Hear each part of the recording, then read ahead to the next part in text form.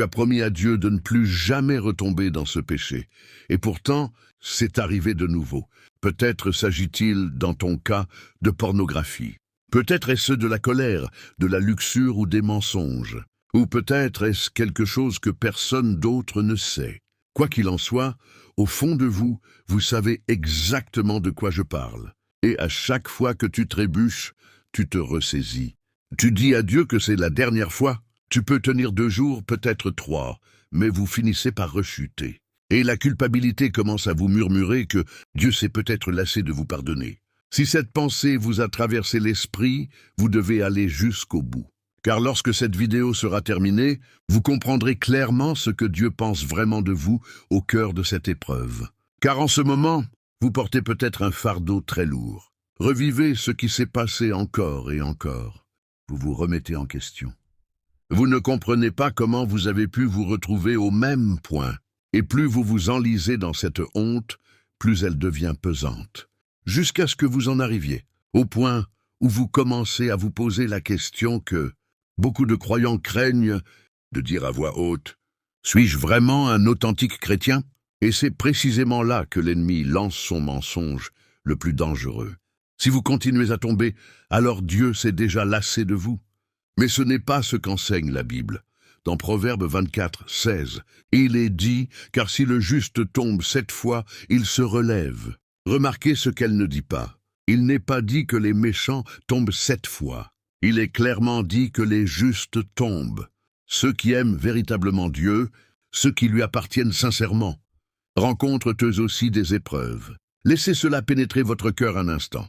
La Bible n'a pas seulement anticipé votre chute, elle vous déclare aussi juste, même au cœur de la bataille. Alors, écoutez bien ceci. Pécher ne signifie pas être malhonnête. Cela ne signifie pas non plus que Dieu vous a abandonné. Le vrai danger n'est pas la chute. Le vrai risque, c'est de croire qu'on est trop loin pour se relever. Car l'ennemi ne se contente pas de pointer du doigt votre péché. Il pointe directement votre identité. Il veut vous accabler de honte, au point que vous cessiez de vous tourner vers Dieu et que vous commenciez à vous cacher de lui, tout comme Adam dans le jardin d'Éden. Dès qu'il a péché, il s'est caché. Et c'est précisément ce qui engendre la honte. Elle vous éloigne de la seule personne capable de vous guérir véritablement. Mais réfléchissez-y bien. Le fait que vous détestiez ce que vous faites et que vous continuiez à chercher Dieu, même après une chute, n'est pas un signe d'abandon. C'est la preuve que Dieu continue d'agir en vous. Or, beaucoup pensent que pour cesser de pécher, il suffit de faire plus d'efforts. Alors, quand la tentation se présente à nouveau, vous vous dites « Cette fois, je ne céderai pas ». Et pendant un temps, vous tenez bon. Mais tôt ou tard, la pression devient insoutenable. Et quand on s'y attend le moins, on rechute.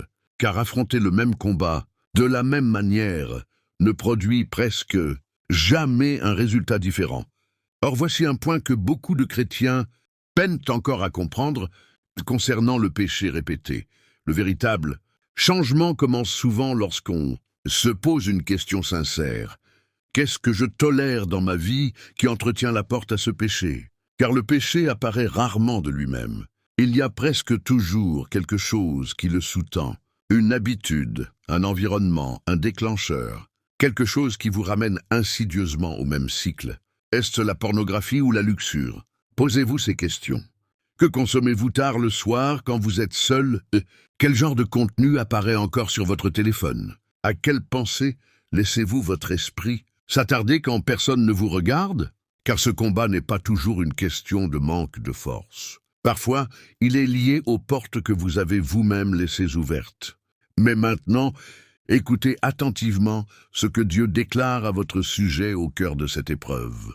Dans le psaume 37, 24, il est dit « Quand l'homme tombe, il ne sera pas abattu, car l'Éternel le soutient par la main. » Dieu ne vous juge pas. Il vous soutient de sa main, même lorsque vous tombez. Alors, si vous retombez dans le même péché et que vous êtes déjà las de lutter, écoutez bien ceci.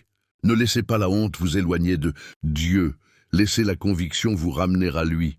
Votre histoire n'est pas encore terminée. L'ennemi veut vous faire croire que tout est fini. Mais chaque personne que Dieu a utilisée a eu un chapitre de sa vie dont elle avait honte. David, Pedro, Pablo, Des hommes qui ont connu une chute terrible, un échec public, mais que Dieu a choisi de ne pas abandonner. Et le fait que vous continuiez à lutter, que vous ressentiez encore ce poids, que vous regardiez cette vidéo en ce moment même, n'est pas le signe que Dieu vous a abandonné. Ceci prouve que Dieu recherche encore quelqu'un.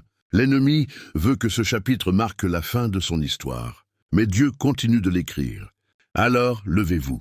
Et si vous souhaitez vraiment vous rapprocher de Dieu au milieu de cette épreuve, j'ai laissé un guide dans le commentaire, épinglé 10 jours de prière pour obtenir un miracle. Téléchargez-le dès maintenant et commencez dès aujourd'hui ces 10 jours qui peuvent tout changer.